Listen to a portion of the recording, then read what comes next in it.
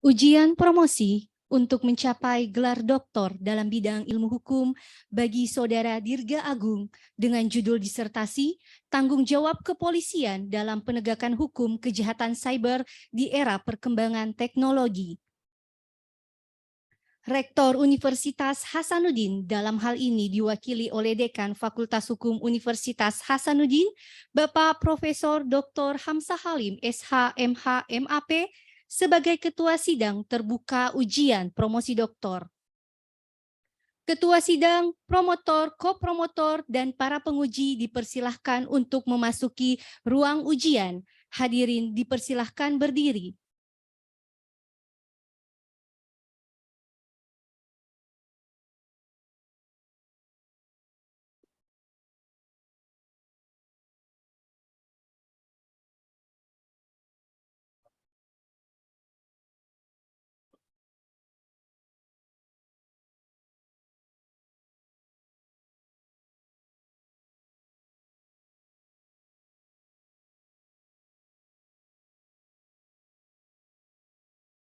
Hadirin dipersilahkan duduk kembali.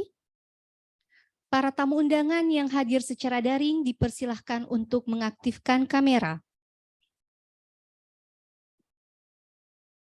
Ujian promosi ini adalah rangkaian dan tahapan-tahapan ujian yang telah dilalui Saudara Promopendus, di mana pada tanggal 17 Juni 2020 proposal, pada tanggal 15 Juli 2022 seminar hasil penelitian, pada tanggal 22 September 2022 ujian disertasi, dan pada hari ini adalah ujian terakhir untuk mencapai gelar doktor dalam bidang ilmu hukum. Ujian promosi doktor Saudara Dirga Agung dibuka oleh Ketua Sidang. Bismillahirrahmanirrahim. Assalamualaikum warahmatullahi wabarakatuh. Selamat siang dan salam sejahtera untuk kita semua. Alhamdulillahirabbil wa bihi nasta'in wala umuri dunya waddin. Shalatu wassalamu ala asrafil anbiya wal mursalin sayyidina Muhammad wa ali sayyidina Muhammad. Puji syukur kita panjatkan kehadirat Tuhan Yang Maha Kuasa atas limpahan rahmat, kesehatan, kemampuan dan kesempatan sehingga kita bisa hadir bersama dalam sidang ujian promosi doktor bagi Saudara Dirga Agung, dan tentu saja Ibu Bapak semua ya, tim promotor bersama kopromotor yang saya hormati, secara khusus pada penguji eksternal. Saya menyampaikan ucapan terima kasih dan penghargaannya setinggi-tingginya atas kesediaan yang amat terpelajar Bapak Profesor Dr. Didi Endro Purwoleksono SHMH untuk berkenan hadir sebagai bagian dari validasi eksternal dalam penyelenggaraan ujian promosi doktor ini. Begitu juga kepada para guru besar, tim penguji yang sama saya hormati, dan Bapak Ibu undangan yang hadir pada sidang ujian promosi doktor ini, saya menyampaikan terima kasih dan mohon mengikuti sidang ujian promosi doktor ini dengan tertib. Baik, Saudara Promopendus, apakah Saudara telah siap secara fisik dan mental untuk menempuh ujian promosi hari ini? Baik. Atas nama Rektor, dengan ini sidang terbuka ujian promosi doktor Saudara Dirga Agung saya nyatakan dibuka.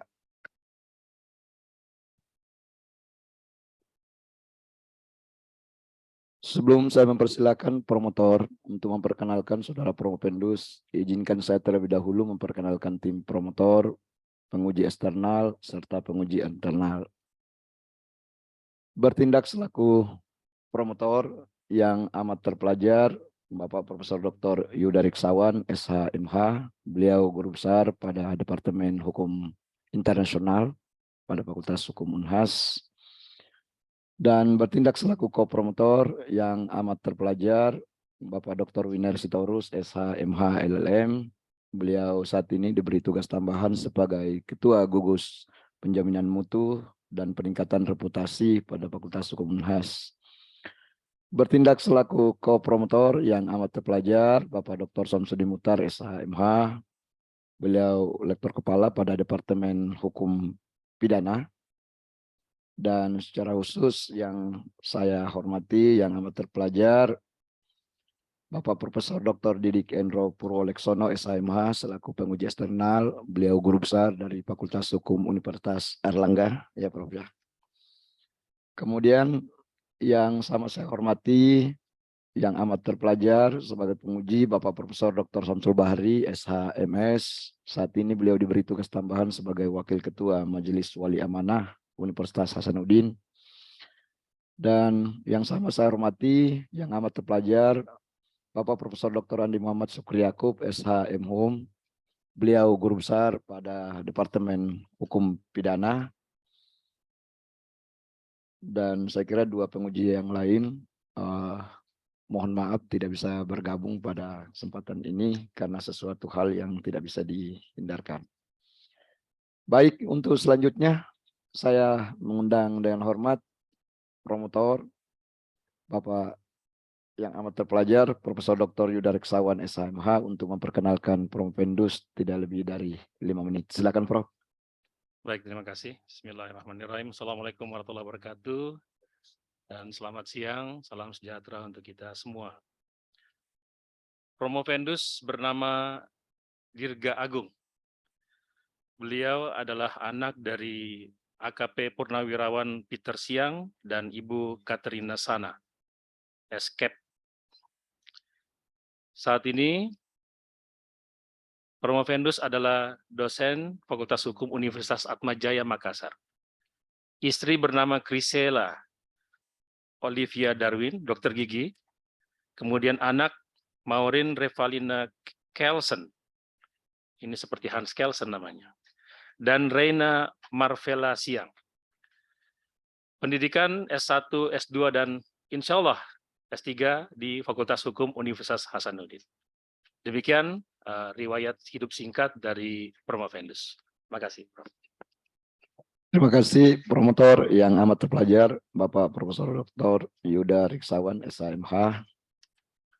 Dan untuk selanjutnya saya akan persilakan kepada saudara Promovendus untuk mempresentasikan ringkasan disertasinya tidak lebih dari 20 menit dimulai dari sekarang. Silakan. Baik, terima kasih Prof. Assalamualaikum warahmatullahi wabarakatuh. Selamat siang dan salam sejahtera untuk kita semua. Terima kasih sudah diberi kesempatan untuk berdiri di sini untuk mempresentasikan hasil penelitian disertasi saya. Pertama-tama kami ucapkan terima kasih kepada yang amat terpelajar Profesor Dr. Hamzah Halim SH MH MAP sebagai pimpinan sidang sekaligus sebagai dekan Fakultas Hukum Universitas Hasanuddin. Kemudian ucapan terima kasih juga kepada tim promotor, kepada yang amat terpelajar Bapak Profesor Dr. Yuda Reksawan SHMH selaku promotor, Bapak Dr. Winar Sitorus SHMH LLM selaku kopromotor 1, Bapak Dr. Samsudin Mukhtar sebagai SHMH sebagai kopromotor 2. Selanjutnya, ucapan terima kasih juga kepada yang amat terpelajar Bapak Profesor Dr. Didi Endro Purwoleksono SHMH selaku penguji eksternal. Beliau guru besar Fakultas Hukum Universitas Airlangga, Surabaya. Selamat datang Prof. Terima kasih atas kesediaannya. Terima kasih juga kami ucapkan kepada tim penguji yang amat terpelajar Bapak Profesor Dr. Samsul Bahri, SHMS sebagai penguji. Yang amat terpelajar Bapak Profesor Dr. Muhammad Syukri Akub, SHMH sebagai penguji.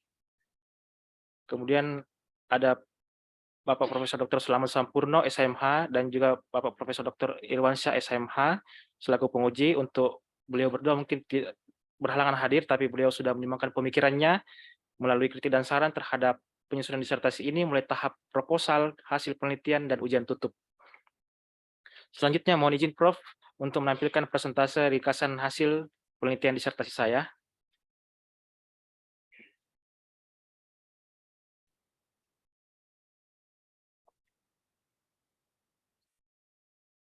Disertasi ini berjudul Tanggung Jawab Kepolisian dalam Penegakan Hukum Kejahatan Siber di Era Perkembangan Teknologi. Adapun das solinnya yaitu ada di pasal 27 sampai 35 mengenai perbuatan yang dilarang pada Undang-Undang 19 tahun 2016 tentang ITE. Kemudian ada juga surat edaran Kapolri tentang kesadaran budaya beretika dan mewujudkan ruang digital Indonesia yang bersih, sehat, dan produktif. Kemudian ada juga surat telegram Kapolri tentang pedoman penanganan perkara tindak pidana kejahatan siber yang menggunakan ITE pada Februari tahun lalu. Kemudian ada SKB, surat keputusan bersama Menteri Komunikasi dan Informasi bersama juga Jaksa Agung dan Kapolri tentang ITE juga, tentang pedoman implementasi pasal-pasal tertentu dalam Undang-Undang ITE, itu dasolenya. Kemudian dasenya itu dilihat mengenai tanggung jawab kepolisian dalam penegakan hukum dirasa belum optimal. Yang kedua, metode penegakan kejahatan siber cenderung mengedepankan pendekatan retributive justice dibandingkan restoratif justice. Yang ketiga, konstruksi ideal penegakan hukum kejahatan siber melalui pendekatan restoratif justice dalam implementasinya mendapatkan berbagai kendala baik internal maupun eksternal. Adapun rumusan masalah dalam disertasi ini, yang pertama, bagaimanakah hakikat tanggung jawab kepolisian dalam penegakan hukum kejahatan siber? Yang kedua, bagaimanakah metode penegakan hukum kejahatan siber sebagai tanggung jawab kepolisian? Yang ketiga, bagaimanakah konstruksi ideal tanggung jawab kepolisian dalam penegakan hukum kejahatan siber? Adapun tujuan penelitian dalam disertasi ini, yang pertama untuk menemukan dan mengkaji hakikat tanggung jawab kepolisian dalam penegakan hukum kejahatan siber. Yang kedua, untuk menemukan dan mengkaji metode penegakan hukum kejahatan siber sebagai tanggung jawab kepolisian. Yang ketiga, untuk menemukan dan mengkaji konstruksi ideal tanggung jawab kepolisian dalam penegakan hukum kejahatan siber. Adapun manfaat penelitian secara teoritis dan juga secara praktis diharapkan memberikan sumbangsi pemikiran bagi pembangunan hukum, khususnya dalam bidang hukum pidana, terlebih dalam hukum kejahatan siber terkait dengan tanggung jawab dan kinerja kepolisian. Kemudian diharapkan juga memberikan masukan kontribusi kepada pemerintah serta aparat penegak hukum dalam melakukan penanggulangan terhadap kejahatan siber tersebut. Selanjutnya, landasan teori. Yang pertama, teori penegakan hukum. Yang kedua, retributive justice dan restorative justice. Yang ketiga, kepolisian, lembaga kepolisian dipandang sebagai aparat penegak hukum. Dan yang keempat, ada beberapa teori tentang hukum siber. Yang selanjutnya, pada bagian kerangka pikir, yang pertama, ada rumusan masalah pertama dijelaskan oleh beberapa indikator. Yang pertama, tanggung jawab kepolisian sebagai pelindung secara umum, pengayom dan juga pelayan masyarakat. Yang kedua, dalam hal penyelidikan dan penyidikan. Yang keempat, tanggung jawab kepolisian berdasarkan Undang-Undang ITE yang terbaru nomor 19 tahun 2016. Selanjutnya, yang kedua, metode penegakan hukum siber sebagai tanggung jawab kepolisian akan dijelaskan oleh beberapa indikator. Yang pertama, pendekatan restorative justice. Yang kedua, yang terdapat dalam Undang-Undang ITE. Serta yang ketiga, diatur dalam telegram Kapolri tentang ITE. Yang ketiga, konstruksi ideal tanggung jawab kepolisian dalam penegakan hukum siber akan dijelaskan dengan beberapa indikator. Yang pertama, melalui pendekatan restoratif justice. Yang kedua, yang terdapat dalam surat keputusan bersama antara kepolisian, kejaksaan, dan juga Kementerian Informasi dan Telekomunikasi, serta bagaimana kesadaran hukum masyarakat dalam merespon penyelesaian kasus ITE. Hal ini diharapkan dapat mewujudkan tanggung jawab Polri yang responsif terhadap penegakan hukum kejahatan siber di era perkembangan teknologi. Metode penelitian yang dilakukan di penelitian bersifat normatif empiris, pendekatan penelitian bersifat filosofis, dogmatik, dan konseptual. Bahan hukum, ada bahan hukum primer, sekunder, dan tersier. Kemudian teknik penulisan bahan hukum secara studi kepustakaan, literatur, dokumen-dokumen, jurnal, maupun hasil seminar.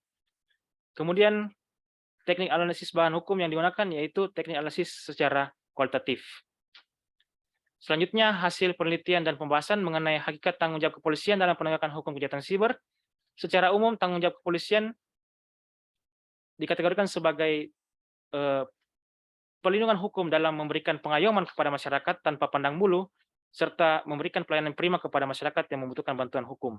Yang kedua, kepolisian bertanggung jawab sebagai penyelidik dan penyidik yang profesional tentunya dalam penanggulangan kasus tindak pidana atau kejahatan siber. Yang ketiga, di dalam Undang-Undang ITE yang terbaru 19/2016, secara khusus kepolisian bertanggung jawab menanggulangi jenis-jenis perbuatan yang dilarang sesuai dengan pasal 27 sampai pasal 35 undang-undang tersebut, sebab pasal tersebut memiliki ancaman sanksi pidana berupa denda ataupun kurungan ataupun dalam penjara. Kemudian pada bagian metode penegakan hukum siber, hasil penelitiannya yaitu yang pertama, pada umumnya pihak kepolisian melakukan penegakan hukum siber melalui pendekatan retributive justice, disamakan dengan tindak pidana umum. Hal ini sering menimbulkan respon negatif dan kurang baik dari masyarakat. Yang kedua, dalam Undang-Undang ITE pasal 43 terdapat kekhususan tanggung jawab kepolisian dalam ranah penyidikan, antara lain penyidik bertanggung jawab memperhatikan perlindungan privasi, kerahasiaan dan kelancaran publik, integritas data atau keutuhan data dalam melakukan penggeledahan ataupun penyitaan. Ini berbeda dengan tindak pidana umum. Kemudian dalam surat telegram Kapolri tentang pedoman penanganan perkara tindak pidana atau kejahatan siber, ada beberapa klasifikasi perkara dalam Undang-Undang ITE yang dapat diselesaikan dengan cara restoratif justice. Misalnya yaitu pencemaran nama baik, fitnah ataupun penghinaan. Serta Bapak Kapolri juga sudah memberikan arahan kepada penyidik untuk jenis-jenis kejahatan siber seperti misalnya pencemaran nama baik, fitnah dan penghinaan diupayakan diselesaikan dengan pendekatan restoratif justice, serta dihimbau bahwa upaya paksa penahanan tidak dilakukannya upaya paksa terhadap pelapor dalam hal penahanan. Selanjutnya, hasil penelitian mengenai konstruksi ideal tanggung jawab kepolisian dalam penegakan hukum siber. Yang pertama, surat telegram Kapolri tersebut bertujuan dikeluarkan untuk agar proses penegakan hukum siber diselesaikan melalui restoratif justice seperti misalnya mediasi. Walaupun pada kenyataannya tidak semua kejahatan siber atau perbuatan yang dilarang dapat diselesaikan melalui pendekatan restoratif justice. Selanjutnya, alasan dikeluarkannya telegram Kapolri tersebut karena penegakan hukum siber dirasakan masyarakat menimbulkan ketidakadilan di tengah masyarakat. Hal ini karena beberapa pasal dalam Undang-Undang ITE itu dianggap multitafsir. Kemudian yang kedua terkait dengan surat keputusan bersama Menkominfo, Kejaksaan Agung dan Kapolri,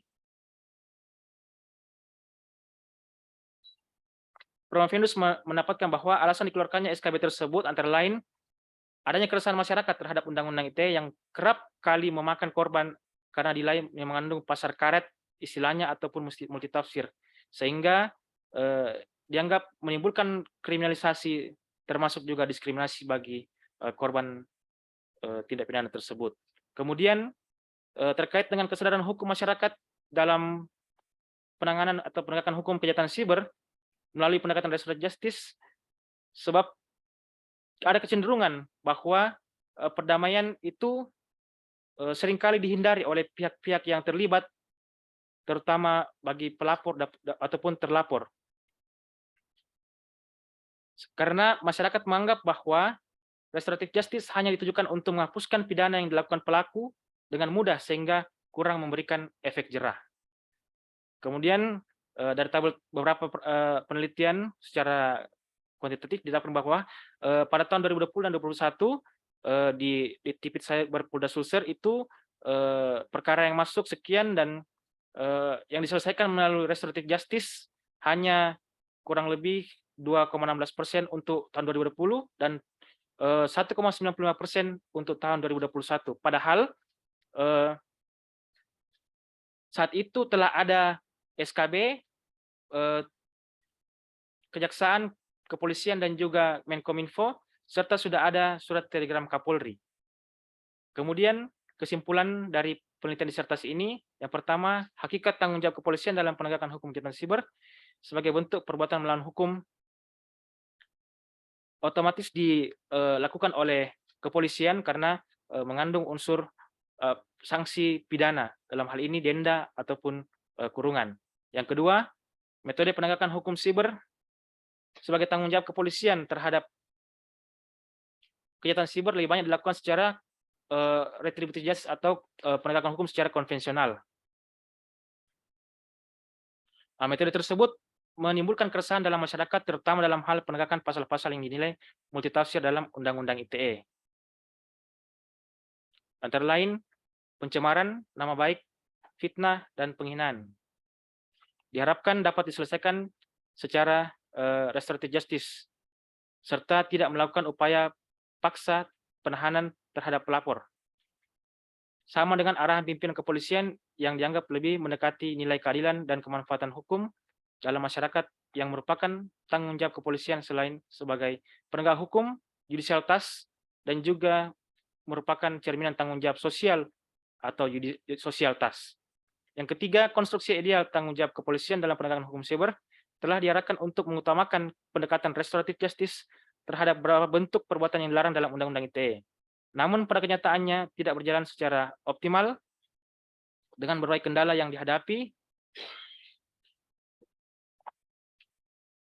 tetapi juga memerlukan kesadaran hukum masyarakat yang memiliki kecenderungan menghindari perdamaian, serta adapun surat keputusan bersama 3 institusi, kepolisian, kejaksaan, dan Kemenkominfo bisa dijadikan panduan untuk meningkatkan kapasitas kepolisian dalam menangani kasus kejahatan siber seperti pencemaran nama baik, fitnah, dan juga penghinaan. Karena pada hakikatnya sejalan dengan tujuan penegakan hukum untuk mencapai perdamaian dalam tatanan masyarakat yang harmonis. Untuk saran, yang pertama, bagi pihak kepolisian sebaiknya berpedoman pada asas hukum peraturan hukum yang berlaku dalam rangka pencapaian pembangunan hukum dalam menanggulangi kejahatan siber, agar pelaksanaan restoratif justice oleh Polri berjalan optimal. Terkhusus untuk pencemaran nama baik, fitnah, dan penghinaan seharusnya diselesaikan melalui pendekatan restoratif justice. Kemudian untuk Kepolisian Republik Indonesia dan pemerintah diharapkan betul-betul mengawal ketat pelaksanaan SKB tersebut untuk pendekatan melalui restoratif justice, bila mana Undang-Undang ITE yang akan direvisi ataupun diamandemen masih memerlukan waktu beberapa lama, tapi tuntutan masyarakat itu mesti direspon dengan cepat oleh penegak hukum. Kemudian bagi pihak kepolisian dapat mengoptimalkan restoratif justice, terutama juga memberikan pemahaman kepada masyarakat, terutama pihak pelapor dan terlapor, mengenai urgensi dan dampak positif penyelesaian kasus cyber melalui pendekatan restoratif justice. Sekian dan terima kasih, Prof. Ya, baik. Terima kasih Saudara Promopendus. Dari waktu yang dialokasikan mestinya selesai di 13.52, ini sudah selesai di 13.47. Berarti sangat efektif dalam penggunaan waktunya.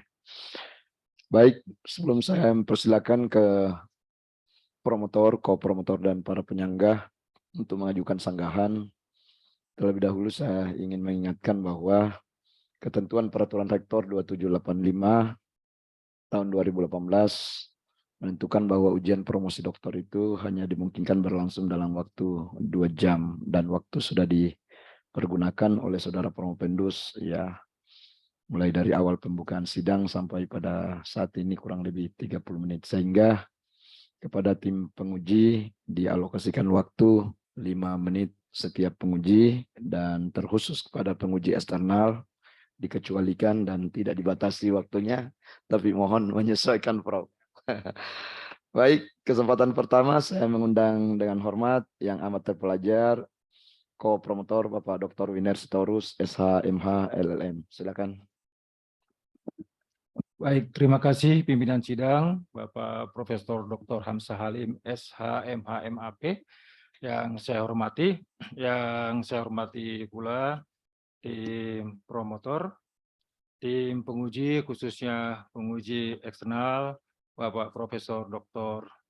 Didi Endro Purwolaksono, SH.MH, para hadirin sekalian yang hadir pada ujian promosi siang hari ini, dan Saudara Promovendus, Saudara Dirga Agung. Selamat siang, Assalamualaikum warahmatullahi wabarakatuh. Salam sejahtera bagi kita semua.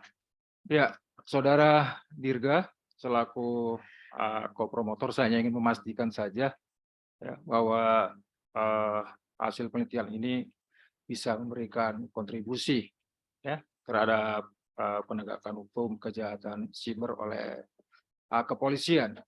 Ya, mungkin Anda bisa memberikan ya ketegasan bagi kami di sini ya, apa ya, novelty atau kontribusi hasil penelitian Anda ini nantinya pada institusi Polri? Itu yang pertama. Silakan dijawab dulu. Baik, terima kasih atas kesempatannya. Mengenai novelty dalam penelitian disertasi saya, yang pertama itu mengenai kondisi kurang optimalnya penegak hukum dalam hal melakukan penegak hukum secara restoratif justice disebabkan oleh faktor internal dan eksternal, mengakibatkan respon negatif masyarakat. Selain itu, penegakan hukum kejahatan siber juga dilakukan oleh pihak kepolisian cenderung mengarah kepada pendekatan retributive justice atau konvensional.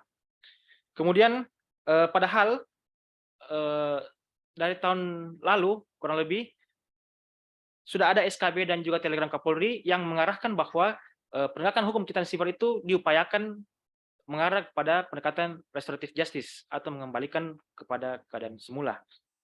Oleh karena itu disarankan kepada penegak hukum untuk kedepannya setelah mungkin hasil penelitian ini lebih cenderung melakukan pendekatan kepada restoratif justice. Dan juga terkait dengan peran pemerintah segera melakukan revisi Undang-Undang ITE yang dapat menimbulkan multitafsir di masyarakat sehingga masyarakat lebih percaya lagi kepada pemerintah dan aparat penegak hukum. Demikian. Ya, baik.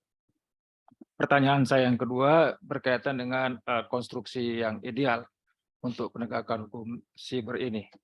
Ya, apakah konsep atau konstruksi ideal mengenai tanggung jawab kepolisian ini berlaku secara umum untuk setiap tindakan kejahatan siber, atau hanya untuk tindak kejahatan tertentu saja? Ya, Silakan. terima kasih. Menurut saya dan juga sudah dijelaskan tadi sebelumnya bahwa memang upaya penegakan hukum restoratif justice ini untuk saat ini hanya dimungkinkan bagi beberapa pasal di Undang-Undang ITE seperti yang dijelaskan sebelumnya mengenai pencemaran nama baik, fitnah maupun juga penghinaan di masyarakat baik pun secara langsung maupun kalau di KUHP kalau di ITE biasanya melalui media sosial. Demikian Pak, terima kasih. Oke, saya hanya ingin ketegasan saja. Ya, kalau salah satu pihak tidak bersedia, apakah restoratif justice itu bisa diterapkan? Silakan. Ya, terima kasih. Sepengetahuan saya, restoratif justice tercipta itu adalah karena kesepakatan kedua belah pihak, baik pelapor maupun terlapor dalam penegakan hukum, tentunya juga memenuhi syarat formil dan material restoratif justice. Terima kasih. Baik, terima kasih. Cukup dari saya, pimpinan sidang. Baik, terima kasih ko-promotor yang amat terpelajar Bapak Dr. Winer Sitorus, SH, MH, LM. Dan untuk selanjutnya saya mengundang ko-promotor yang amat terpelajar Bapak Dr. Samsudin Mutar, SH, MH. Silakan, Pak. Terima kasih Pak Dekan sebagai pimpinan sidang ujian promosi dokter pada hari ini yang saya hormati. Yang saya hormati pula para besar penguji, terkhusus Bapak Profesor Didi Endro. Selamat datang kembali ke UNAS, Prof. Seingat saya mungkin sekitar 6-7 tahun yang lalu ya pernah kesini. Yang saya hormati promotor, Prof. Yuda, promotor Dr. Winer, penguji Prof. Samsul Bahri, dan penguji Profesor Dr. M. Syukri Akub. Selaku saudara Provendus ya, dan tentu saja yang hadir pada kesempatan ini, saya melihat ini para petinggi dari Universitas Atma Jaya ini. Ada Pak Dekan ya, Pak Sudirman masih dekan ya? Atau kembali menjadi dekan, ya kan? Berarti Bapak ini dekan yang berkali-kali, yang saya hormati. Sebagai kopromotor tentu saya bersyukur ya bahwa pada hari ini saudara bisa sampai pada fase ini ya. Sesungguhnya agak lama ini, agak lama. Seingat saya hampir 2 tahun ya baru setelah seminar proposal ya, kemudian datang menyampaikan hasil penelitiannya. Tapi proses itu hanya proses ya. Setiap orang kan punya jalan masing-masing ya. Yang penting hari ini kita sudah bertemu pada ujian promosi doktor ya. Pertanyaan saya hanya mungkin satu atau dua. Ya, saya melanjutkan tadi pertanyaan Pak Winer. Jadi begini, karena saudara ini sangat menekankan pentingnya penyelesaian cybercrime ini melalui pendekatan restoratif justice. Itu ideal, ya idealnya ya. Cuma masalahnya adalah bila terkait dengan tindak pidana penghinaan, pencemaran nama baik, fitnah, itu korbannya itu biasanya berkaitan dengan perasaan harga diri yang tercemar, dan itu mungkin agak sulit, itu mungkin salah satu faktor mengapa sulit mencapai penyelesaian melalui pendekatan restoratif justice, karena pendekatan restoratif justice seperti yang disampaikan Pak Winer tadi adalah memerlukan peran serta korban, ya, memerlukan peran serta korban. Jadi mungkin mungkin perlu diformulasi lagi mengenai pendekatan restoratif justice terkait dengan tindak pidana yang kita sebutkan tadi, ya. Jadi ini memang berbeda dengan mungkin tindak pidana cybercrime dalam bentuk lain, ya, tapi khusus yang terkait dengan penghinaan, ya, berkaitan dengan harga diri itu ya. Biasanya orang Sulawesi Selatan itu kalau harga dirinya disinggung itu agak sulit, ya, agak sulit untuk diajak berkompromi, berdamai, ya. Ya mungkin ya memang saran saudara ini memang bersifat umum, ya. Jadi benar juga ya bahwa memang memerlukan pendekatan restoratif justice, ya. Apakah saudara mengikuti perkembangan terakhir berkait dengan beberapa pasal dalam Undang-Undang ITE ini?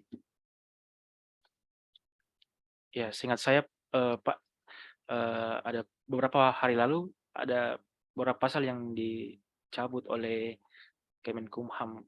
Ya, bukan dicabut ya, belum dicabut. Ya, Hanya pengaturannya dikembalikan ke dalam KUHP. Ya, ya. itu mungkin itu yang Anda maksud ya. Ya. Ya, beberapa waktu lalu DPR menyetujui pengesahan rancangan KUHP yang baru, dan pasal-pasal yang terkait dengan apa yang diatur dalam Undang-Undang ITE itu dikembalikan, ya, pengaturannya ke dalam KUHP yang akan datang. Jadi seperti itu ya. Ada komentar? Silakan. Ya, terima kasih Pak.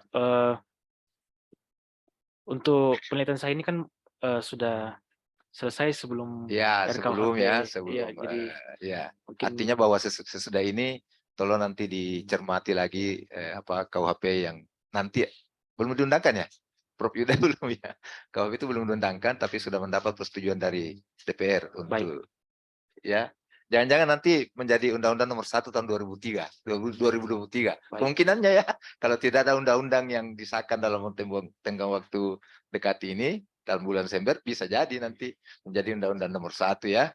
Karena rancangan KUHP ini kan tonggak baru ya, tonggak baru dalam sistem hukum pidana kita. Banyak sekali hal yang berubah ya di dalam, terutama mengenai asas-asas buku 1 KUHP itu ya. Jadi saya termasuk orang yang mendukung pengesahan rancangan, meskipun masih menimbulkan riak-riak ya, menimbulkan kontroversi, tapi bagi saya prinsipnya saya setuju dengan rancangan KUHP yang segera akan diundangkan. Saya kira itu dari saya, Pak Dekan. Assalamualaikum warahmatullahi wabarakatuh. Waalaikumsalam warahmatullahi wabarakatuh. Terima kasih pada yang amat terpelajar, Kopromotor Bapak Dr. Samsudin Mukhtar, SH, MH. Saudara Promovendus, kalau mau minum, silakan minum sebelum saya mempersilahkan penguji eksternal yang tidak dibatasi waktunya.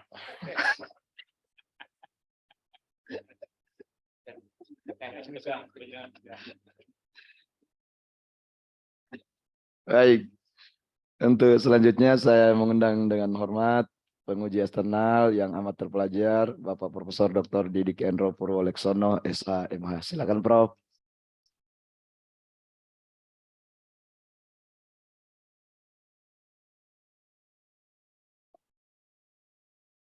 Terima kasih Bapak Dekan.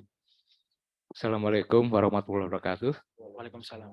Yang terhormat Bapak Dekan dan para Dewan Penguji, juga yang sedang berbahagia meskipun tidak hidup ya. Karena pertanyaan saya nanti bisa 1 jam sendiri ya. Juga keluarga dari Promovendus, saya ucapkan selamat. Menarik ya dari disertasi saudara berkaitan dengan kejahatan siber. Karena kalau kejahatan siber itu kan yang jauh menjadi dekat ya Prof ya. Makanya sekarang ini kan hybrid ini ya ujiannya kan bisa jadi yang hadir tidak sekedar hadir di sini tapi di luar Makassar Prof ya. Itu jauh menjadi dekat. Kemudian tidak ada batasan teritorial, yang adalah batasan teknologi. Nah, yang menarik dari disertasi saudara itu kan tanggung jawab kepolisian. Ya kan? Nah, pertanyaan yang pertama dulu. Mengapa saudara lebih tertarik membahas kejahatan siber ini menjadi tanggung jawab kepolisian? Apakah kami semua ini tidak punya tanggung jawab terhadap kejahatan siber ini? Tolong silakan Ya, dijawab. baik. Terima kasih, Silakan. Prof. Saya membahas tentang tanggung jawab kepolisian untuk kejahatan siber, sebab di Undang-Undang ITE sendiri mengenai perbuatan yang dilarang dalam pasal 27 sampai 35 itu memuat sanksi pidana denda maupun pidana penjara atau kurungan. Oleh karena itu, secara otomatis penanganan atau penegakan hukum kejahatan siber itu merupakan tanggung jawab pihak kepolisian dalam hal criminal justice system yang terpadu, Prof. Terima kasih.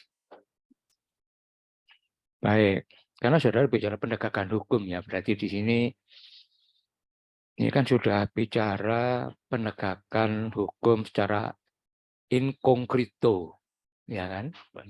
Seperti Promotor tadi mengatakan bahwa kita RKUHP sudah jadi KUHP nasional, ini kan sudah dimasukkan, meskipun nanti baru 3 tahun lagi ya KUHP itu nanti bisa mempunyai kekuatan mengikat itu ya. Artinya dengan adanya Undang-Undang ITE, maka itu menjadi tanggung jawab aparat kepolisian itu ya. Baik. Yang kedua, kalau kita bicara tanggung jawab kepolisian, kalau berarti kan ada konsekuensi yuridis kan. Iya, Prof. Nah, kalau kepolisian tidak bertanggung jawab, apa akibat hukumnya atau apakah ada sanksi bagi kepolisian yang tidak bertanggung jawab atas kejahatan siber? Baik, terima kasih, Profesor. Menurut saya, kepolisian sebagai penegak hukum memiliki tanggung jawab hukum dan juga tanggung jawab etika atau moral, yaitu secara hukum oknum yang melanggar tanggung jawab tersebut diberikan sanksi sesuai dengan perbuatannya. Kemudian secara moral, kelembagaan institusi kepolisian ketika itu terjadi akan semakin kehilangan kepercayaan oleh masyarakat. Demikian, Prof. Baik. Makanya ini kan berkaitan dengan tanggung jawab ya. Dan itu ada akibat hukumnya kan. Baik. Karena di dalam tanggung jawab itu kan saya baca sepintas itu kan sepertinya bicara penindakan ya. Ya, Padahal kalau kita bicara penegakan hukum kan bisa pencegahan, bisa penindakan. Iya. Bisa nggak diceritakan atau diinformasikan meskipun tidak di kan ini forumnya dalam rangka pencerahan kepada yang hadir ya. Seperti apa bentuk pencegahan dan konsep penegakan hukum oleh kepolisian? Baik, terima kasih, Profesor.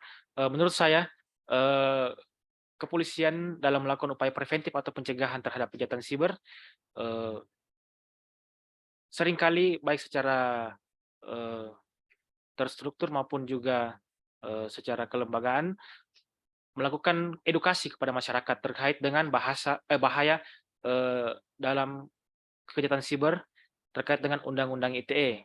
Kemudian juga saat ini kepolisian sudah membentuk Direktorat Tindak Pidana Siber yang khusus menangani tindak pidana siber, yang juga aktif di beberapa sosial media seperti Instagram dan Facebook, juga memiliki website yang bisa dibuka secara umum masyarakat untuk melihat informasi-informasi yang terbaru ataupun modus-modus kejahatan yang terbaru yang terjadi dalam dunia cyber atau tindak pidana dunia maya. Demikian, Prof.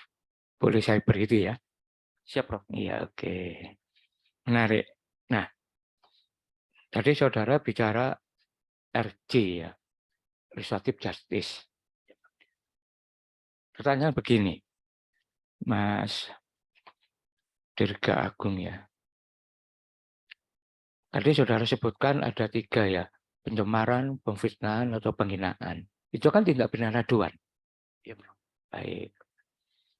Pertanyaannya, kebetulan saya kan orang pidana ya. Kita nanti beda pendapat nggak apa-apa, Bro ya. Apalagi pendapatan pasti beda itu ya. Begini, apakah kalau ada pencemaran nama baik antara korban dan saudara kan menawarkan RJ, oke, nggak apa-apa, itu sesuatu yang harus temuan itu ya. Pertanyaannya, kalau ada korban, ada pelaku, begitu mereka berdamai, kemudian korban mencabut laporannya, apakah itu konsep RJ? Karena RJ itu pendekatan loh ya, metode pendekatan. Bentuknya mediasi, kalau pelakunya dewasa, kalau anak bentuknya diversi, ya kan? Nah, pertanyaan saya, kalau antara korban dan pelaku sudah berdamai, meskipun dalam konteks perdataan itu melanggar pasal 1853 BW loh ya, perdamaian perkara perdata tidak menutup perkara pidana. Ya. Nah, itu tadi pertanyaan saya. Intinya, kalau antara korban itu sudah mencabut aduannya kepada polisi, apakah itu sebetulnya konsep RJ? Silakan. Baik, terima kasih, Profesor. Menurut saya, tindak pidana pencemaran nama baik yang diatur dalam pasal 27 ayat 1 Undang-Undang ITE itu merupakan yang pertama itu delik aduan. Jadi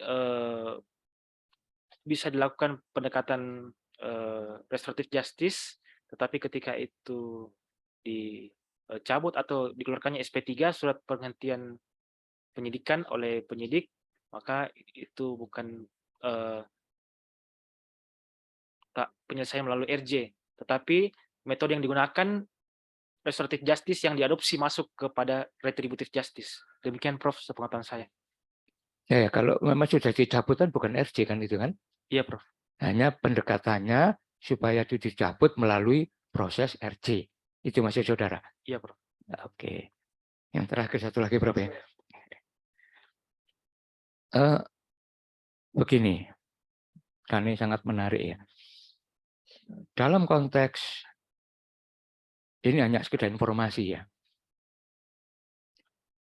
Yang ini karena di sini para pakar-pakar ya, ini tolong tanda petik hati-hati. Ya. Apalagi sudah bicara Facebook, Instagram itu kan sangat luar biasa dampaknya. Ya. Pengalaman saya gini, Prof, Bapak sekalian. Ini hanya sekedar menambah ya. Kasus Stadion Kanjuruhan, Prof. Ya. Kanjuruhan, nah ini promotor kan dari HI ya. Saya mengatakan tidak ada pelanggaran HAM berat. Saya diwawancari wartawan banyak. Saya katakan dan ada FGD di Fakultas Hukum Erlangga, ini bukan pelanggaran HAM berat. Pelanggaran HAM berat itu belum tentu pelanggaran HAM. Kalau pelanggaran HAM pasti pelanggaran apa? Kalau pelanggaran HAM berat pasti pelanggaran HAM. Tapi kalau pelanggaran HAM belum tentu pelanggaran HAM berat. Tidak ada itu, tidak mungkin loh. Aparat itu sengaja membunuh, masa kan tidak mungkin. Oke. Pembunuhan berencana nggak ada. Pembunuhan tidak ada. Itu saya katakan bahwa satu-satunya yang tepat dikenakan adalah pasal 359. karena apanya menyebabkan matinya orang lain. Yang jadi problem, begitu dimasukkan di website, tidak ada masalah, Bapak sekalian. Tidak ada masalah, omongan saya itu. Yang jadi problem itu ada wartawan dimasukkan di Facebook. Ini kacau balau ini. Karena kalau Facebook itu bagaimana kita bisa mendeteksi? Saya nggak tahu, saya nggak punya Facebook. Memang nggak mau saya. Instagram nggak punya, Facebook nggak punya. Tapi tiba-tiba istri saya, anak-anak saya, Dad, bahaya ini. Loh, kenapa? Pernyataan itu sekitar 200 lebih itu yang separuh memuji, setuju, yang separuh menghujat. Sampai mengancam-ngancam keluarga. Loh, kok bisa seperti ini? Ini kan jadi, loh, ini kan kita ngomong ilmu. Tapi yang kita hadapi kan tidak sekedar ilmuwan, tapi masyarakat umum.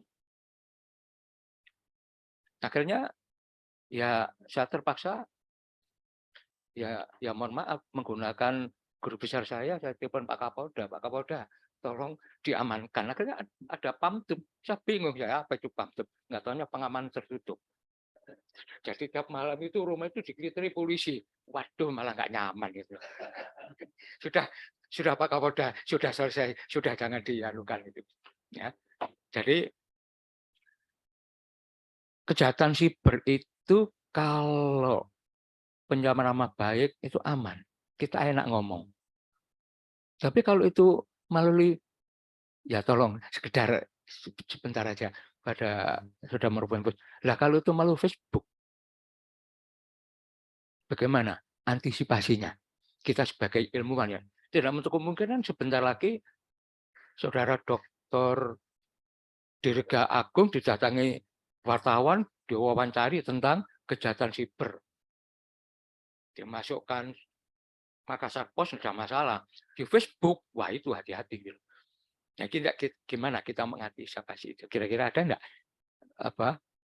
semacam trik supaya kita tanda petik tidak terjebak seperti itu? Ya, baik, terima kasih Ya. Profesor. Sepengetahuan saya, Prof, Ya. di sosial media manapun itu, baik di Facebook, Twitter maupun Instagram itu diharapkan kita masyarakat umum melakukan komunikasi itu dengan beretika, jadi dan sopan agar tidak terjerat undang-undang ITE seperti itu, Prof. Demikian, Prof. Oke. Artinya memang ya sampai tadi malam pun itu, tapi polisi tidak tahu kalau saya di sini, maka saya diam ya. Karena saya takut kalau jangan-jangan kalau tahu saya di sini, waduh nanti hotelnya dikelilingi polisi nanti itu ya. Baik, selamat pada terima kasih Bapak Dekan. Assalamualaikum warahmatullahi wabarakatuh. Waalaikumsalam warahmatullahi wabarakatuh. Terima kasih penguji eksternal yang amat terpelajar, Bapak Profesor Dr. Didik Endro Purwolaksono, SHMH. Tanpa kehadiran beliau, maka sidang ujian pada hari ini tidak dapat kita laksanakan. Sekali lagi terima kasih, Prof. Untuk selanjutnya saya mengundang yang amat terpelajar, Bapak Profesor Dr. Samsul Bahri, SHMS. Silakan, Prof.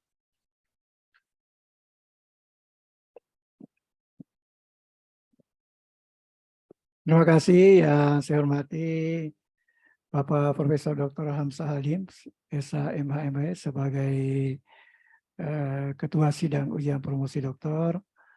Yang saya hormati promotor dan co-promotor Bapak Profesor Dr. Yuda Riksawan, SH, dan Dr. Windar Sitorus, SH MH LLM, dan Dr. Syamsuddin Mutar, SH MH. Dan secara khusus saya terima kasih kepada Bapak Profesor Dr. Didik yang dari Unair. Dulu saya banyak belajar sama beliau waktu kuliah S2 di sana. Dan yang saya hormati adalah Profesor Dr. Andi Muhammad Syukri Akub dan Saudara Dirga Agung. Ya. Pertama saya menyampaikan selamat ya karena sudah berada di penghujung penutup serata dalam rangka penyelesaian studi. Nah, saya kira menarik apa yang Anda tulis ya di dalam disertasi ini. Namun ada beberapa hal yang saya ingin klarifikasi. Pertama, tadi banyak menyinggung soal teori retributive justice ya. Pertanyaan saya, apa kekuatan dan kelemahan teori ini berkaitan dengan kejahatan cyber? Ya, baik. Terima kasih Profesor atas kesempatannya mengenai retributive justice. Dari sisi kelebihan itu memiliki kepastian hukum tentunya, Prof. Dan juga dari sisi kekurangannya kurang bisa mengikuti perkembangan zaman karena perkembangan dan modus kejahatan itu berkembang setiap waktu, Prof. Jadi Prinsip hukum itu kan sebenarnya menjamin harmoni ya. baik. Menjamin harmoni itu kultur hukum juga kita ya. Apalagi ini kejahatan cyber. Cuma saya memang tidak di backup dengan data primer ya. Padahal ini data penelitian empirik. Itu sehingga tidak bisa Anda mengembangkan lebih jauh. Yang kedua,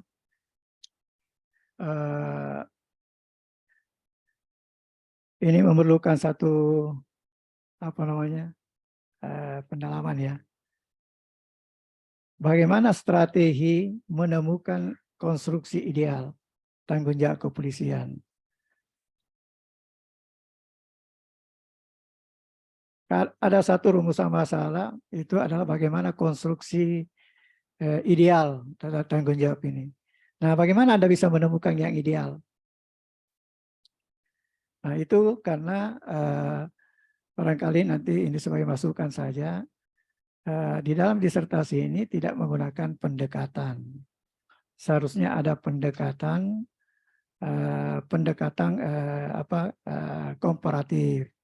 Kalau Anda menggunakan pendekatan komparatif, itu pasti Anda diberi inspirasi dari situ untuk menemukan sesuatu yang ideal. Oleh karena itu tidak mungkin saya rasa menemukan sesuatu yang ideal tanpa ada pendekatan komparatif. Bagaimana bisa kita diinspirasi? Nah, ini disertasi ini tidak mengungkap itu. Padahal ini menarik loh. Apa yang Anda tulis itu menarik sekali.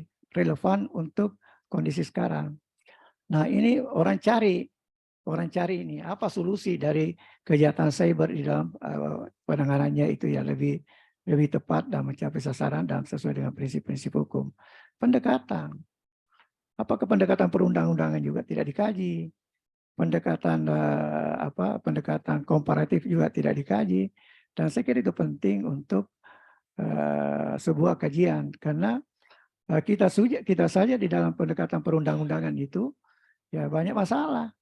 Kadang terjadi konflik norma, inkonsistensi, karena memang di dalam di dalam penyusunan satu peraturan perundang-undangan itu selalu ada kepentingan, itu teori juga.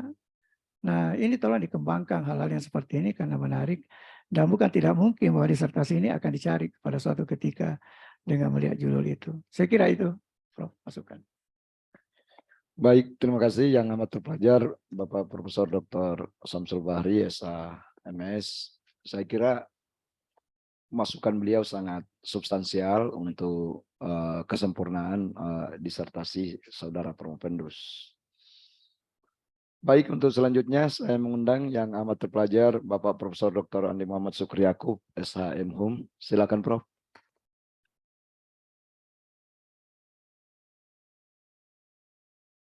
Bismillahirrahmanirrahim. Assalamualaikum warahmatullahi wabarakatuh. Bapak pimpinan sidang promosi, Bapak Profesor Dr. Hamzah Halim SHMH, kemudian Bapak promotor dan ko-promotor yang sama saya hormati, teristimewa kepada Prof. Didi penguji eksternal. Terima kasih atas kedatangannya Prof. sehingga kita bisa bersama-sama melaksanakan ujian ini. Kemudian teman karib saya Prof. Samsul ya sama-sama sebagai penguji pada hari ini. Ya, sebelum saya mengajukan pertanyaan yang sifatnya substansial ya. Saya ingin dulu mengajukan koreksi ringan terhadap karya saudara ini ya, terutama di dalam judul penegakan hukum itu jangan dipisahkan, ya. Jangan dipisahkan. Terjemahnya itu the enforcement of cyber crime laws.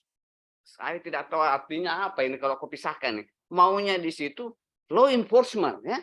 Ya, penegakan hukum. Lain artinya kalau aku pisah, ya kan? The police responsibility of cyber crime laws enforcement in the era of the technological development, ya. Itu. Saya kira jangan terlalu banyak menggunakan kata sambung. Ada 5 kata sambung yang Anda gunakan sehingga ini yang bikin rancu ini. Ya. Kemudian yang kedua koreksi supaya Anda baca dibaca nanti karya Anda ini oleh orang lain, dan saya khawatir dia salah kaprah, ya. Karena pernyataan saudara. Coba buka halaman 168, konstruksi ideal tanggung jawab kepolisian dalam penegakan hukum. Saya bacakan sebagian supaya Anda menyadari kesalahannya sendiri. Saat ini tujuan pemidanaan terhadap kejahatan cyber telah berkembang ke arah yang lebih modern, yang kini dikenal dengan keadilan restoratif justice. Restoratif justice tidak mengenal pemidanaan, tidak ada kaitannya. Karena pendekatannya ini ada pendekatan penyelesaian perkara di luar jalur criminal justice system, non litigasi, yang menafikan pemidanaan. Dia mau selesaikan secara baik-baik di luar sistem dengan metode apa itu restoratif justice, melakukan diversi, ya, dibawa keluar dulu, itu diversi membelokkan keluar, kemudian diselesaikan di luar. Ya, tadi berhubungan dengan pertanyaannya Prof. Dedi, gampang dijawab tadi. Kalau pencabutan itu didasarkan atas perdamaian kedua belah pihak, itu jelas restoratif justice. Tapi kalau dia inisiatif sendiri, bukan restoratif justice. Kan begitu saja jawabannya. Kita melangkah ke pertanyaan substansi, ya. Nah.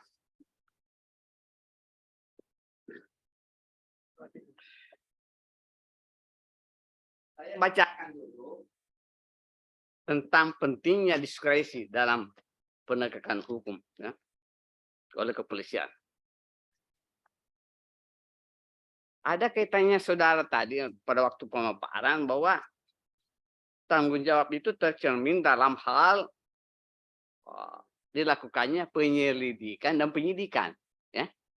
Nah, itu ada di dalam pasal 16 ayat 1 Undang-Undang Nomor 2 Tahun 2002 tentang Undang-Undang Kepolisian, ya, mengenai Undang-Undang Kepolisian.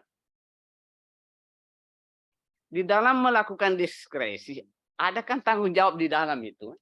Tidak boleh semena-mena itu diskresi semaunya polisi, karena polisi juga diatur oleh hukum, kan? Nah, seperti contohnya terjadi riot, ya, kerusuhan.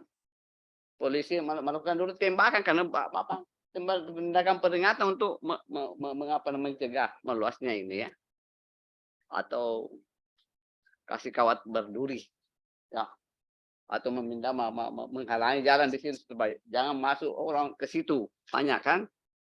Nah, ini kan diskresi semua yang benar-benar ada ruangnya dalam ketentuan undang-undang, diberikan ruang untuk melakukan itu. Sekarang menjadi pertanyaan, kira-kira apa kepolisian itu bisa membuat diskresi dalam kaitannya dengan cybercrime ini? Kira-kira apa? Baru kita bisa mendatang menjawabnya di situ, di dalamnya itu. Saya mempertanyakan ini karena saya melihat ini polisi, tinggal dia kalau membicara tanggung jawab mengenai pencegahan kejahatan cyber itu. Kenapa? Dewi Persi itu lamanya dihujat di nanti mau dikasih imbalan 100 juta kepada yang menemukan, dapat dia. Kenapa bukan polisi yang dapatkan itu? Ya? Jadi tanggung jawabnya ini, begitu ada berita mengenai yang menyerang hak dari seseorang, penghinaan dan sebagainya, seharusnya polisi menyetop, menghentikan, cari orangnya itu. Jangan orang-orang orang awam disuruh mencari, ya. Nah, kira-kira bagaimana tanggung jawabnya itu kepolisian ini?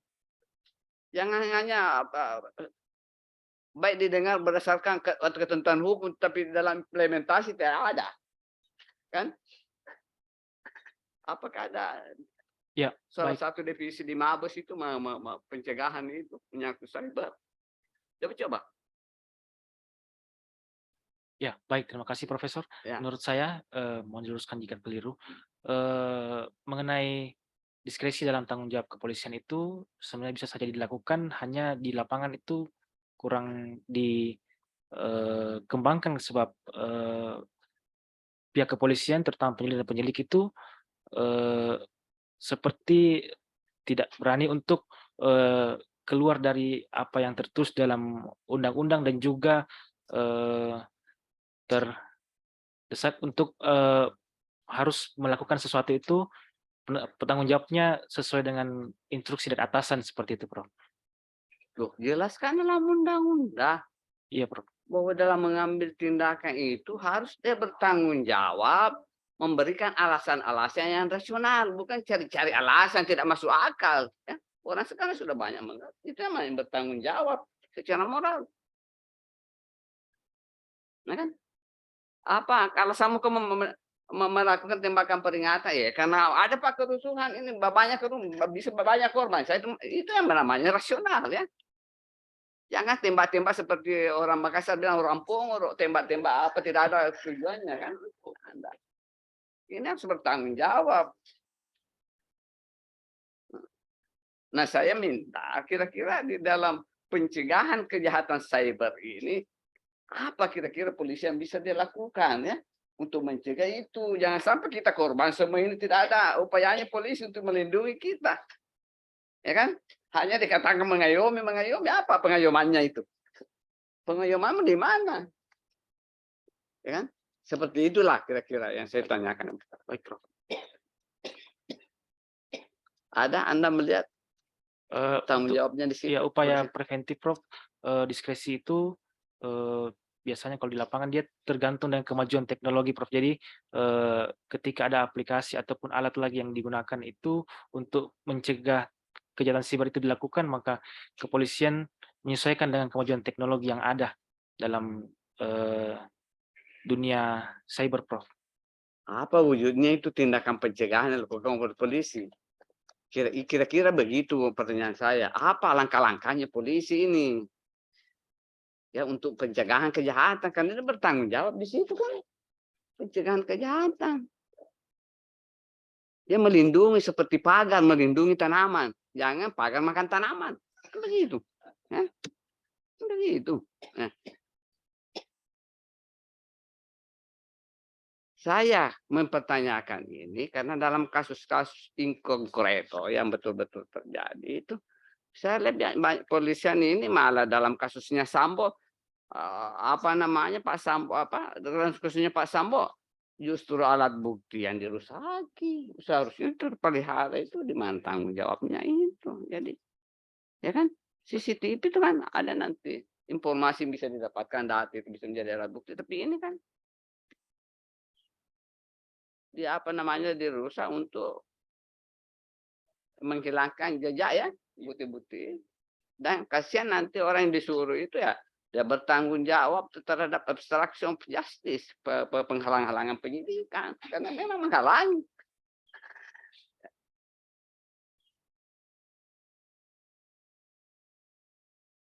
Tidak semua pertanyaan harus dijawab. Tapi bisa direnungkan untuk mendapat jawabannya nanti di kemudian ya. Saya kira itu pertanyaan terakhir saya. Ya baik, terima kasih yang amat terpelajar Bapak Profesor Dr. Andi Muhammad Sukri Yakub, SHM. Saudara Promopendus, saya kira pertanyaan beliau sangat substansial karena itu menagih sesungguhnya apa yang menjadi temuan dari disertasi saudara untuk kemudian menjadi sumbangsi ya baik dalam perkembangan ilmu maupun kemanfaatannya bagi masyarakat secara praktis dan kepolisian. Saya kira itu, dan tiba giliran promotor, saya mengundang dengan hormat yang amat terpelajar Bapak Profesor Dr. Yuda Riksawan, SHMH. Silakan Prof. Baik, terima kasih. Bismillahirrahmanirrahim. Assalamualaikum warahmatullahi wabarakatuh. Selamat siang. Yang saya hormati pimpinan sidang, Pak Dekan, Profesor Dr. Hamzah Halim, SHMH, MHP yang amat terpelajar. Tim kopromotor, Pak Dr. Winar Sitorus, SHLLM, Bapak Dr. Samsudin Mukhtar, SHMH. Tim penguji yang terutama penguji eksternal Prof. Didik, terima kasih banyak atas kehadirannya dan beberapa tanggapan yang saya kira memberikan kontribusi yang luar biasa pada ujian pada siang hari ini. Penguji yang lain, Profesor Dr. Samsul Bahri dan Profesor Dr. M. Sukriyaku, yang amat terpelajar dan saya hormati.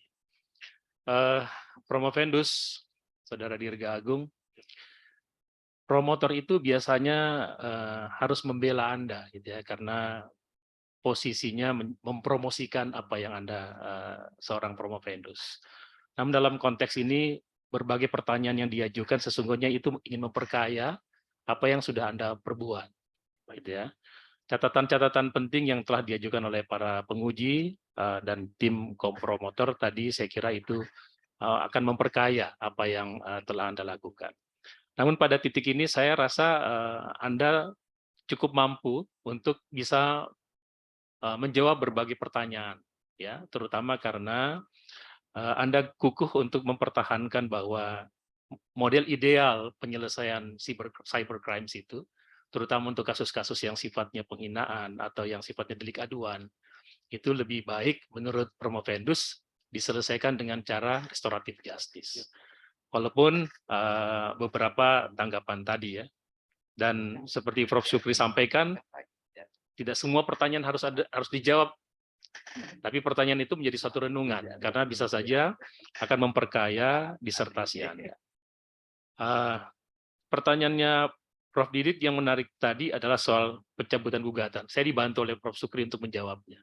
Jadi tadi juga demikian yang ingin saya sampaikan.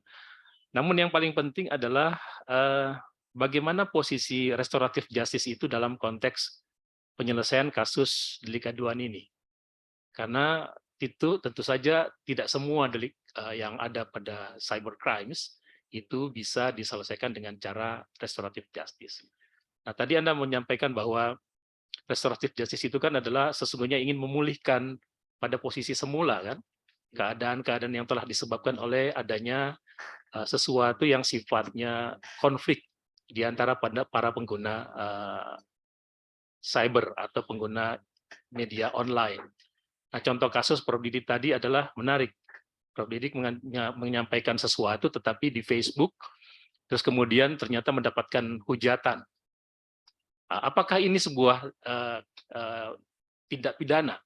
Sebenarnya itu jawabannya bisa sederhana, yaitu bisa saja bisa menjadi suatu kasus pidana kalau Prof. Didik mau mengadukan itu ke polisi, karena sifatnya delik aduan. Dan Facebook atau sosial media adalah bagian dari itu, dari pengaturan di Undang-Undang ITE. Nah, cuman saya kira Prof. Didik tidak bukan tidak, tapi sangat bijaksana kalau kemudian menyatakan bahwa atau tidak mengadukan ini karena menganggap itu mungkin hanyalah hal-hal yang tidak diketahui oleh orang yang membaca atau mendengarkan pernyataannya. Karena saya yakin demikian kebijakan beliau, ya kan? Nah, sehingga ini menjadi satu hal yang memang umum kita temukan. Tapi yang ingin saya ingin dapatkan jawaban dari Anda pada kesempatan ini adalah apakah memang ketika seseorang bersengketa di media sosial misalnya, itu akan bisa dipulihkan dengan metode restoratif justice.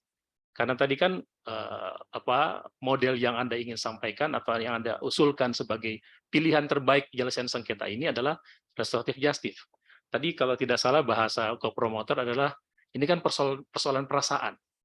Ketika saya bersengketa melalui sosial media dengan Prof. Hamzah misalnya, apakah kemudian restoratif justice bisa menyelesaikan itu? Kira-kira tanggapan Prof. Venus seperti apa? Silakan. Baik, terima kasih Profesor. Menurut saya, mohon diluruskan jika keliru, dari hasil penelitian juga dengan wawancara dari pihak kepolisian, itu juga menjadi kendala terbesar dalam penerapan penyelesaian penegakan hukum melalui pendekatan restoratif justice ketika korban dan pelapor itu tidak menemukan jalan tengah atau win-win solution terkait dengan masalah penghinaan dan penyuapan nama baik tersebut.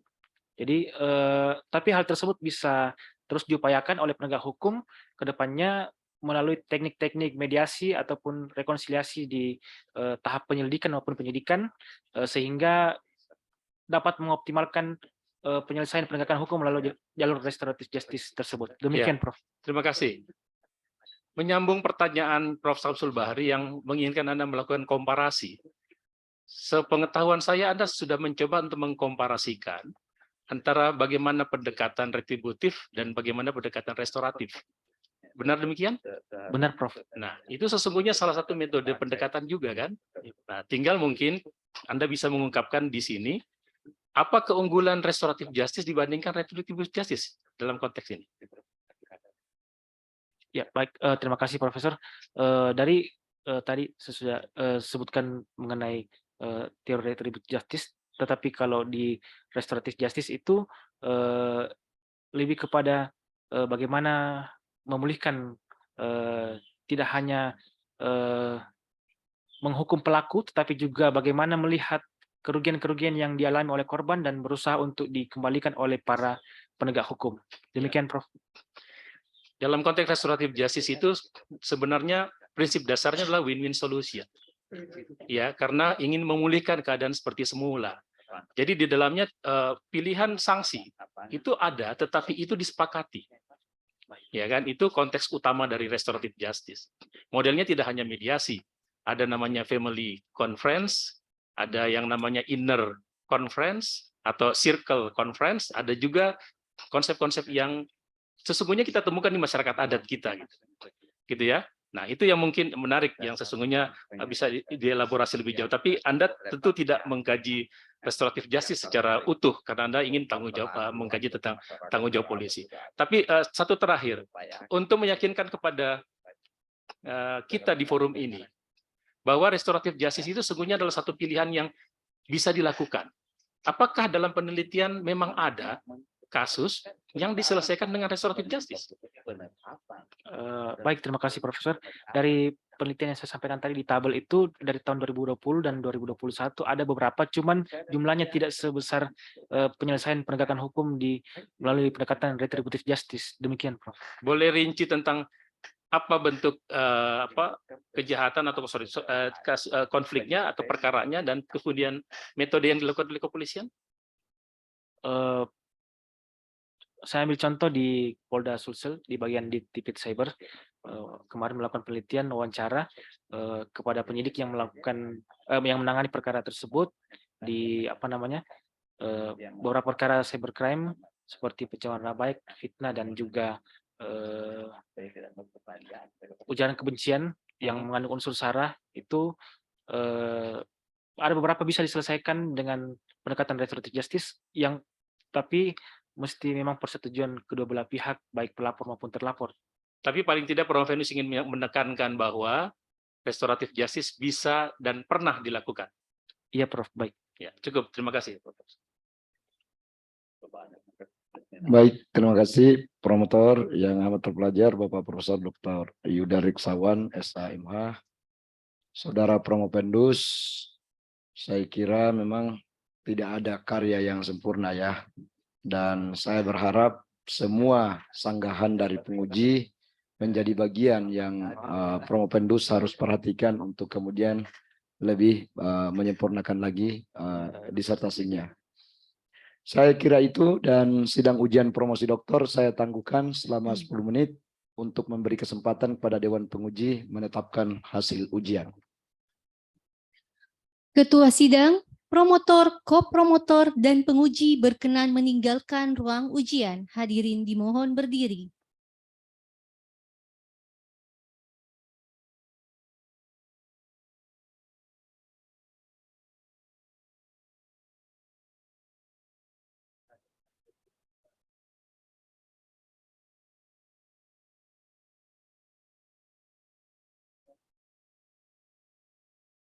Hadirin dipersilahkan duduk kembali. Ketua sidang, promotor, kopromotor, dan para penguji dipersilahkan memasuki ruang ujian. Hadirin dimohon berdiri.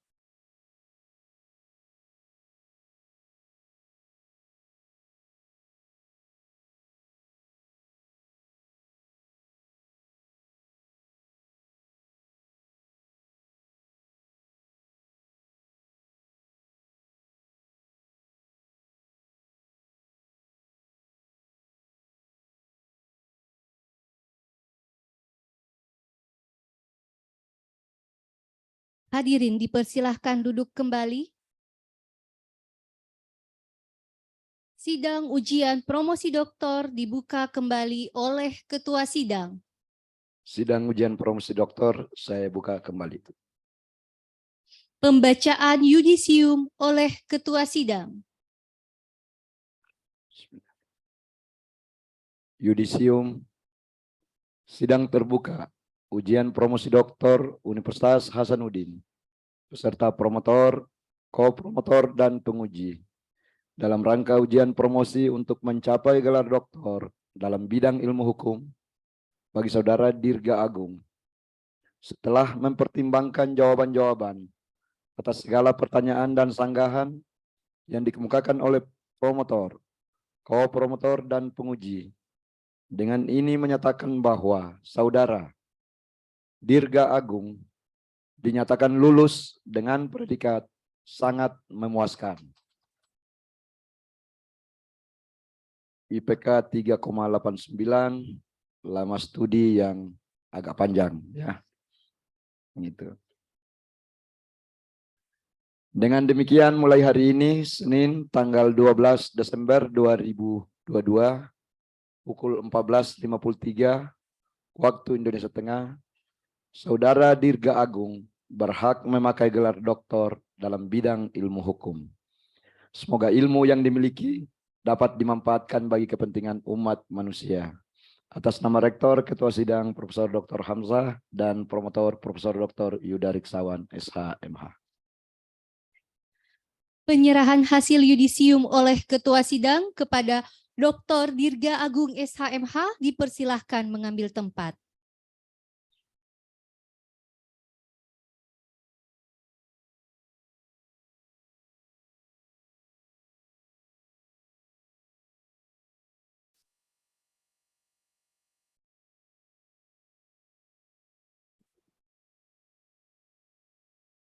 Atas nama pimpinan sidang, pimpinan fakultas, dan pimpinan universitas, karena saya mewakili rektor memimpin sidang ini, dan seluruh sivitas akademika termasuk promotor, kopromotor, dan tim penguji, menyampaikan selamat kepada saudara Dr. Dirga Agung SH.MH atas pencapaiannya pada hari ini. Dan seperti yang saya sampaikan tadi bahwa saudara menempuh proses pendoktoran ya di atas waktu rata-rata, tapi apapun itu semua harus disyukuri karena tidak semua mahasiswa yang menempuh proses pendoktoran di Fakultas Hukum UNAS ini bisa sampai di podium ini. Podium ini kelihatan sederhana, tetapi marwahnya ini luar biasa. Jarang yang turun dari podium ini dengan tersenyum. Ya kan? Selalu berakhir dengan air mata, meskipun air mata itu juga air mata kebahagiaan. Karena waktu yang Dr. Dirga gunakan dalam menempuh pendidikan ini agak panjang, tentu banyak kesan yang telah dilalui. Dan untuk itu kesempatan ini saya berikan kepada Saudara Dr. Dirga Agung SH.MH untuk menyampaikan kesan dan pesan selama menempuh proses pendoktoran di Fakultas Hukum UNAS. Silakan. Baik, terima kasih Profesor. Saya mengucapkan banyak terima kasih kepada Fakultas Hukum Universitas Hasanuddin sebab saya di sini dari semenjak S1 saya di sini. Jadi semua Bapak Ibu dosen sudah saya anggap sebagai orang tua saya sendiri ya. Dan kebetulan hari ini hadir Bapak saya dan juga istri. Terima kasih untuk kesempatannya Prof dan juga terima kasih kepada pihak Yayasan Atmajaya Makassar serta juga Universitas Atmajaya Makassar telah hadir Bapak Rektor dan juga Pak Dekan, Pak Anton hadir pada kesempatan hari ini. Terima kasih atas dukungannya secara moral hari ini dan mudah-mudahan gelar ini dan semua ilmu yang saya dapatkan hari ini boleh bermanfaat bagi masyarakat secara luas. Terima kasih Prof. Sekian. Baik, terima kasih pada Saudara Dr. Dirga Agung SHMH. Dan untuk selanjutnya saya akan persilakan pada promotor untuk memberikan pesan-pesan khusus kepada yang amat terpelajar Bapak Dr. Dirga Agung SHMH. Silakan Prof. Yuda. Baik, terima kasih Prof. Hamzah. Saudara Dr. Dirga Agung, Sarjana Hukum, Magister Hukum. Ini bukan pesan-pesan akhir ya, karena saya kira ini bukan pertemuan akhir antara saya dengan Anda, tapi ini pesan khusus. Sebagai promotor dan tim co-promotor, tentu saja kami merasa bangga karena akhirnya di penghujung waktu, saya menyebut penghujung waktu karena tanggal 27 Desember itu seharusnya Anda sudah tidak lagi harus jadi mahasiswa kan? Ya, karena di universitas itu ada yang namanya diwisuda atau ada yang namanya mewisuda sendiri dirinya ya. Antara lulus karena diwisuda atau lulus karena mewisuda diri sendiri. Artinya nyaris gitu. Ya, nyaris ya. Dengan batas waktu itu maka kami tim co-promotor tentu tim promotor dan tim co-promotor menyampaikan selamat untuk pencapaian ini dan terutama kepada ayahanda yang kebetulan polisi ya, Pak, izin. Ya. Jadi saya sudah dari awal menduga kenapa ini Pak Dirga ini mau menulis tentang polisi. Ternyata beliau ini sesungguhnya mau melanjutkan tentang kiprah orang tua gitu. Jadi ingin mungkin melihat dari bagaimana tanggung jawab polisi selama ini ya mungkin kaitan dengan perkembangan teknologi. Terus kemudian menulis terkait dengan ini. Ya, saya menduganya demikian awalnya dan ternyata benar. Dan itu berarti ayahanda Bapak berhasil melahirkan seorang putra yang meneruskan pengabdiannya, tapi dalam konteks yang berbeda, tetapi dalam ranah kepolisian juga. Walaupun berbeda lingkungannya, tetapi semua terkait dengan tanggung jawab kepolisian. Gitu ya. Untuk itu kepada ayahanda kami ucapkan terima kasih telah menghadirkan seorang Dr. Dirga Agung sebagai salah satu alumni S3 Universitas Hasanuddin. Juga selamat untuk istri, anak-anak tidak ikut ya? Ya, oke. Terima kasih juga untuk istri dari Dr. Dirga Agung sudah memelihara, ya. Tadi kami ribut soal pemelihara gitu masalahnya, jadi saya teringat kata-kata memelihara. Artinya menjaga Dr. Dirga Agung sehingga saya yakin dalam proses ini tentu saja banyak hal suka dukanya dan tentu saja perhatian kepada istri menjadi sangat berkurang. Terutama 1 bulan terakhir ini ya, ketika saya mendorong bahwa saya tidak mau perbaikan harus selesai 1 minggu ini, Anda menghadap co-promotor dan seterusnya baru saya tanda tangan. Berarti pasti perhatian pada nyonya pasti berkurang. Untuk itu pengabdian istri juga luar biasa. Jadi Anda harus berterima kasih pada istri dan anak-anak yang pasti selalu mendoakan. Terakhir, disertasi itu hanya setumpuk kertas. Dia tidak akan bisa bermakna kalau Anda tidak membunyikannya di lapangan. Atau dalam arti mengimplementasikannya di lingkungan Anda, di Fakultas Hukum Universitas Atmajaya, Pak Rektor dan Pak Dekan, dan teman-teman di Atmajaya. Tapi juga yang paling penting adalah di masyarakat. Ya, Anda kemudian punya kewajiban akademik sebagai seorang dokter untuk bisa memberikan, menyebarluaskan, dan juga tentu merawat ilmu ini. Karena ilmu yang Anda miliki tentu saja tidak harus berakhir hanya karena Anda sudah punya kitab disertasi itu. Selamat sekali lagi, sukses dalam perjalanan dan segera bisa dengan bantuan teman-teman Atmajaya bisa mengikuti jejak kami yang sudah guru besar. Ya kan? Saya kira Atmajaya akan sangat beruntung dan bisa punya guru besar khusus terkait dengan kejahatan siber yang memang menjadi tren saat sekarang ini. Lebih kurangnya itu, atas nama tim promotor, kami menyampaikan mohon maaf kalau dalam proses pembimbingan itu ada banyak hal yang mungkin kurang berkenan. Terima kasih, sukses untuk Anda, semoga bermanfaat adanya, semoga bernilai ibadah buat kita semua. Billahi taufiq wal hidayah. Assalamualaikum warahmatullahi wabarakatuh. Waalaikumsalam warahmatullahi wabarakatuh. Penyerahan tanda penghargaan dari Rektor Unhas yang akan diserahkan oleh Dekan Fakultas Hukum Unhas kepada promotor dan penguji eksternal, dilanjutkan dengan penyerahan tanda penghargaan dari Dekan Fakultas Hukum Unhas kepada masing-masing ko-promotor.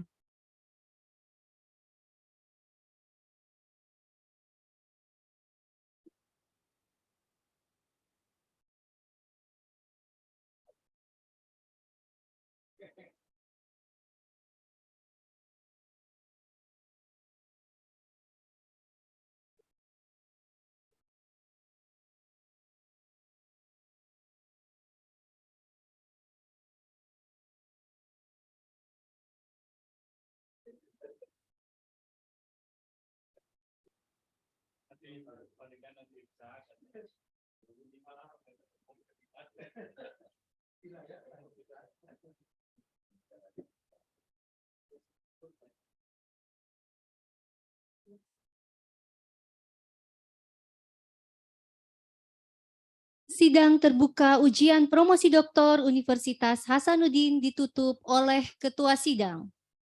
Sebelum saya menutup sidang ujian promosi doktor pada hari ini, izinkan saya untuk menyampaikan selamat sekali lagi kepada Dr. Dirga Agung, Sarjana Hukum Magister Hukum, begitu juga kepada orang tua dan istri serta keluarga lainnya.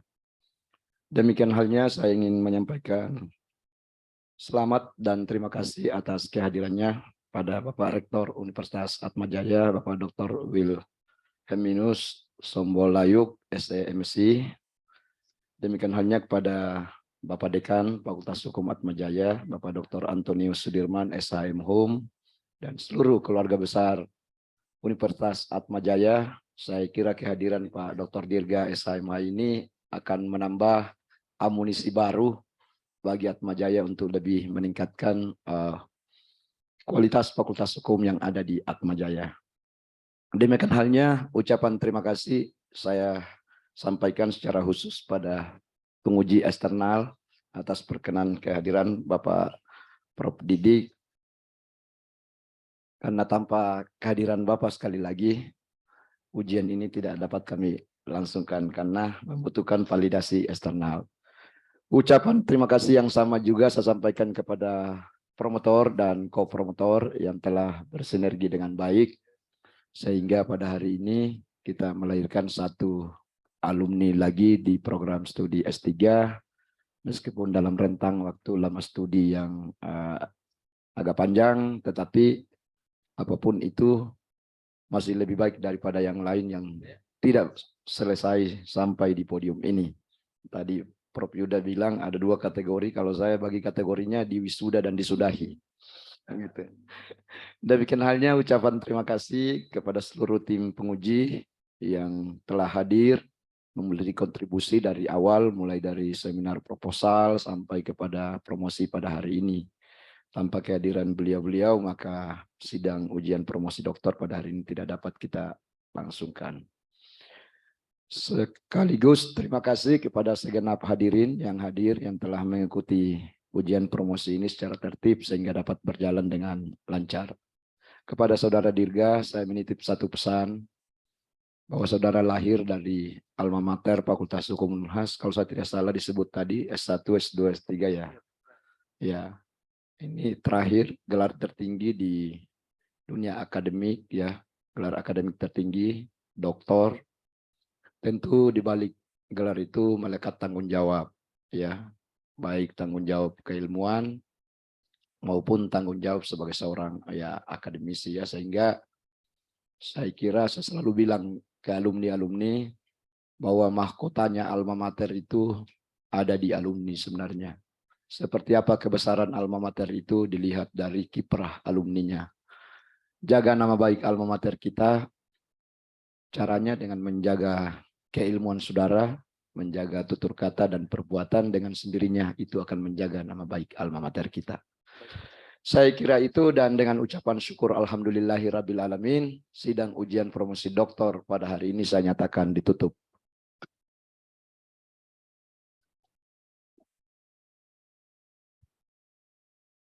Dr. Dirga Agung SHMH bersama keluarga disilahkan mengambil tempat untuk menerima ucapan selamat. Ucapan selamat dimulai oleh Dekan Fakultas Hukum Unhas selaku Ketua Sidang, dilanjutkan berturut-turut oleh promotor, kopromotor, dan tim penguji.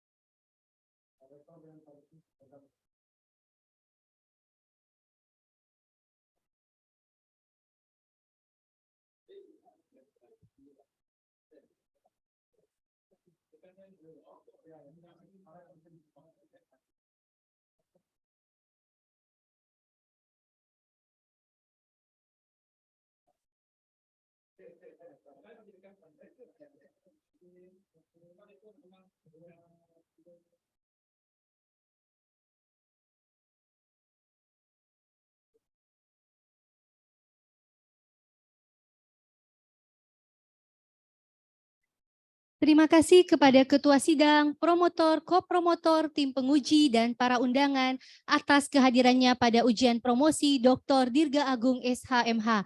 Demikianlah ujian promosi pada hari ini. Cukup sekian. Wabillahi taufiq wal hidayah. Wassalamualaikum warahmatullahi wabarakatuh dan selamat sore.